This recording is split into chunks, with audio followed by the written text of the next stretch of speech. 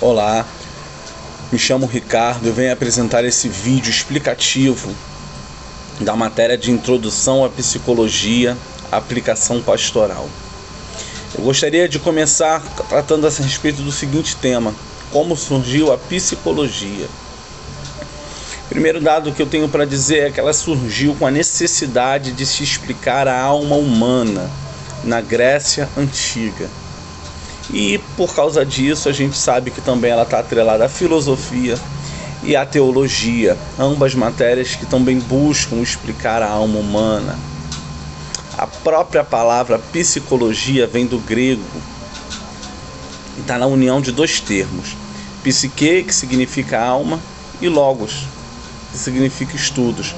Daí a palavra psicologia.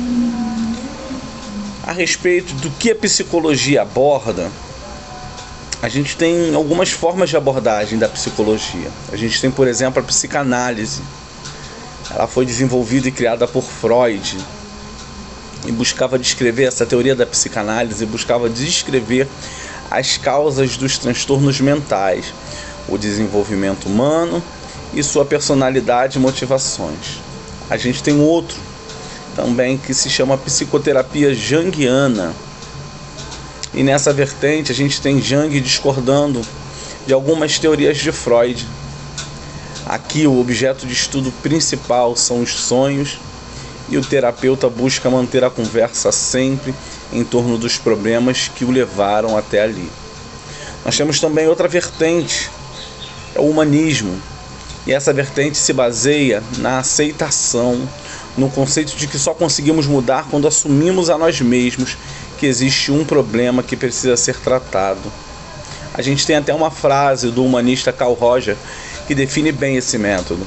O paradoxo curioso é que quando eu me aceito como eu sou, então eu mudo.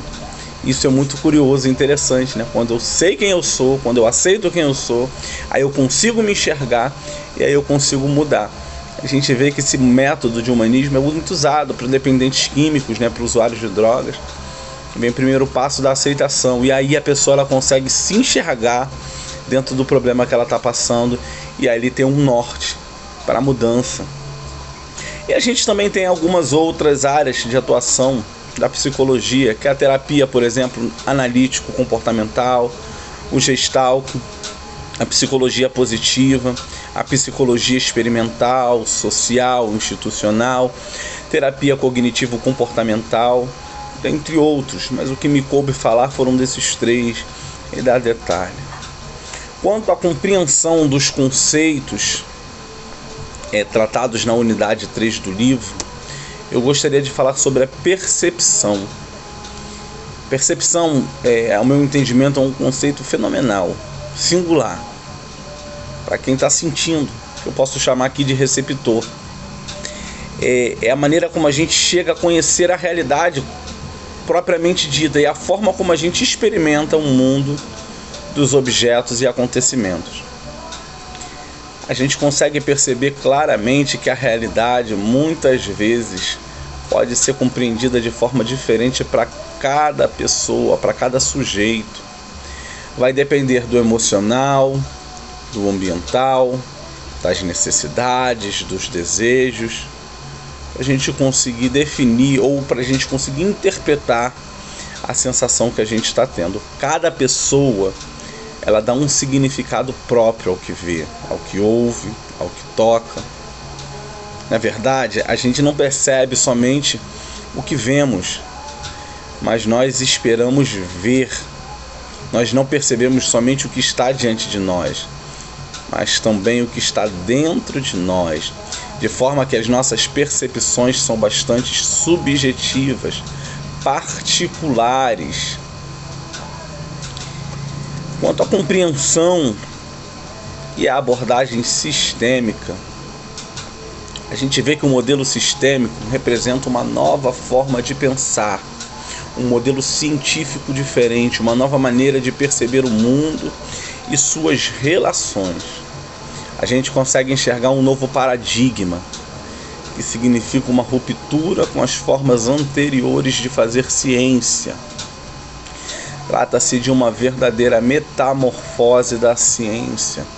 A gente até então trabalhava de modo binário, entre sim e não, entre verdadeiro e certo, entre dentro e fora, e agora a gente sai desse modelo cartesiano que preocupa-se em separar o pensamento da substância, as qualidades das propriedades e outros conceitos em termos de polo. A gente sai dessa polarização.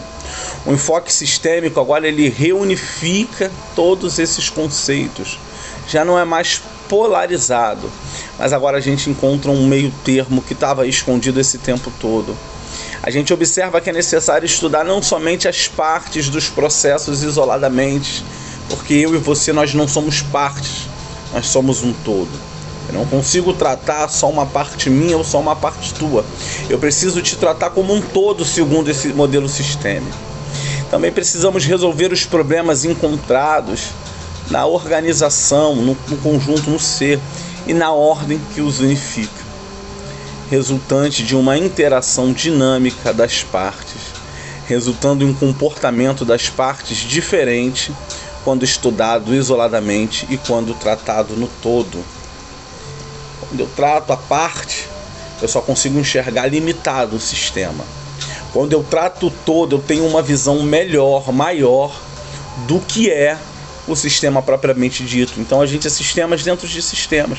Nós somos parte de um grande sistema. Esse grande sistema, ele tem que ser observado, estudado, vasculhado. E o pensamento sistêmico é um pensamento aberto. Por que aberto? Porque ele se desenvolve de forma de espiral, através de conceitos, experiências. Aí a gente incorpora novos conceitos, incorpora novas experiências à medida dos conceitos e das experiências que a gente já teve. A gente não é um ser parado entre sim e não. A gente vai ressignificando cada vez mais e com o tempo aquilo que a gente tem como verdades ou até mesmo como realidade. A gente tem no axioma, né, a complexibilidade acompanhada da flexibilidade. A gente sabe que o sistema ele é complexo, mas também nós acompanhamos juntamente desse sistema complexo a flexibilidade de mudança, a flexibilidade de entendimento. O interessante é que nesse modelo o homem passa a ser visto como uma unidade integral, como um único ser, e isso é muito mais do que a soma de vários componentes em associação.